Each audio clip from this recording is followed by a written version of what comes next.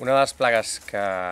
afecta més a llorers, però també a altres arbustos i arbres com oliveres o cítrics, llimoners, tarongers, mandariners, és la presència d'insectes xucladors, principalment caparretes, la cotxinilla i el pugó. Aquests insectes s'alimenten de la saba, del sucre que conté la saba que hi ha a l'interior de la planta, i llavors per combatre'ls és necessari tractar amb un insecticida de tipus sistèmic, és a dir, que s'incorpori a la saba i que l'insecte, en xuclar aquesta saba amb l'insecticida, doncs es mori, perquè els d'aplicació cutània, com que són insectes que solen tenir una cuirassa impermeable, com les caparretes, per exemple, doncs no solen